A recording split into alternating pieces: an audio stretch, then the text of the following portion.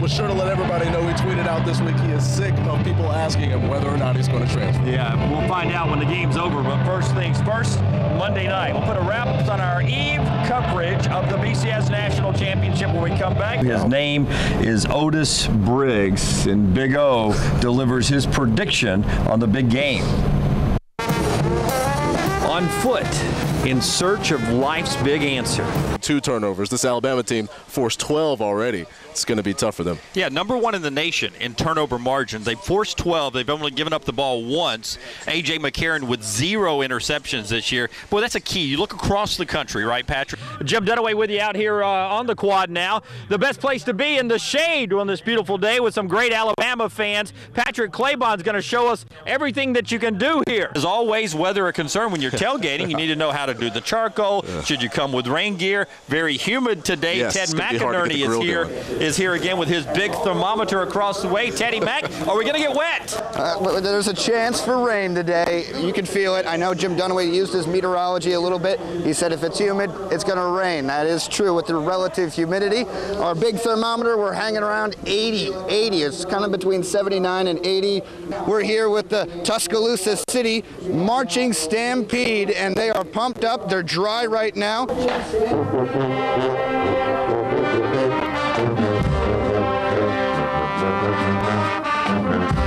And of course, last year down at Bryant-Denny, it was a close game. It was 6-6, and then Alabama had to reel off 31 unanswered points to win the thing 37-6. So it's not like winning this game is very easy. It is a road game in the SEC and a tough place to play, but Alabama fans like their chances today. We're on the Eastern time zone. A lot of our Alabama fans are just waking up or starting to roll in, so we've had to go over to the enemy side for this week's Ultimate Tailgate. We actually looked up some lyrics, and it blew my mind, the actual lyrics in the song. So last night we wanted to go out and see some Vol fans who love Tennessee football and find out if they actually knew the words. We started out with Peyton Manning. I saw him yesterday. He was singing the words, so I wondered, do all of his Tennessee brethren know them as well?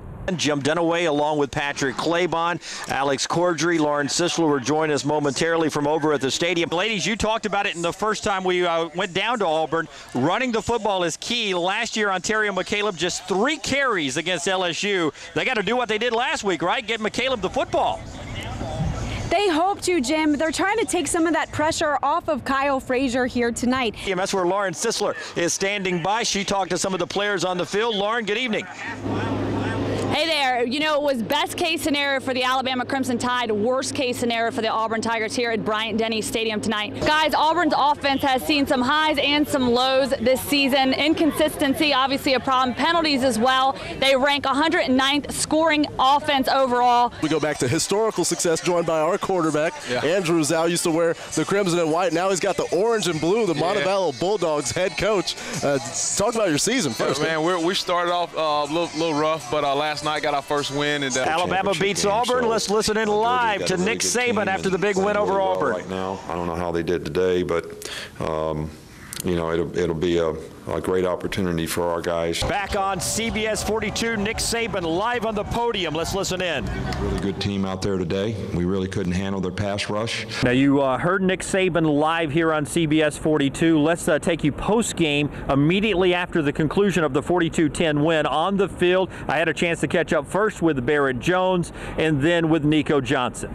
You know, we wanted to come out here and run the ball today because we felt like we didn't do a good job of that in our last time we were out here. And okay, Alabama, you can get up off the floor now. Nick Saban said he almost had a cardiac arrest down inside the 5 at the end, but Alabama, as you look live at Atlanta, has painted this town crimson again. 32-28, it's Notre Dame at Alabama, January 7th for the national championship. So many big plays in this game. This is one of them. Eddie Lacy, 41 yards for the touchdown. That Bama running game was explosive on the night. Eddie Lacy and TJ Yeldon, a big part of it.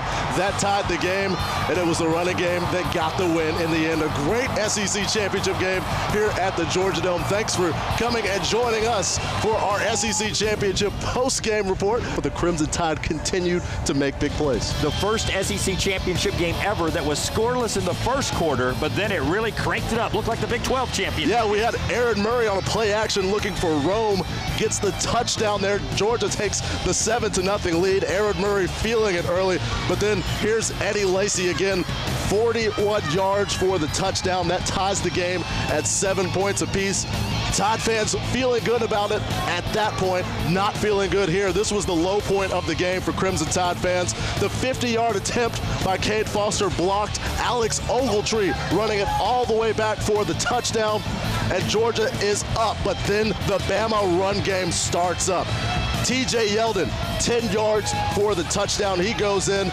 Eddie Lacy follows that up later. He's got a 4-yard touchdown run. The Tide rolling at that point, but then a deep pass to Malcolm King on for Georgia, and then Gurley goes in for the touchdown, setting up the game winner. A.J. McCarron, the final drive, it was almost exclusively run late, but then he throws a beautiful ball. Amari Cooper, the freshman, wide open. Touchdown to Alabama, and that's the final score. A.J. didn't have his best game, but boy, to check into that play action to Amari Cooper was amazing. 45 yards, that wins it for Alabama, 32-28. Some amazing numbers from Eddie Lacy and TJ Yeldon that we'll talk about, but Alabama, 350 yards rushing. That's an SEC record, breaking their own record from 1999 when they had 300 rushing yards against Florida. After the game, Patrick Claybon down on the field with Anthony Steen and Nico Johnson, the big offensive lineman and one of the defensive captains of this year's SEC champions.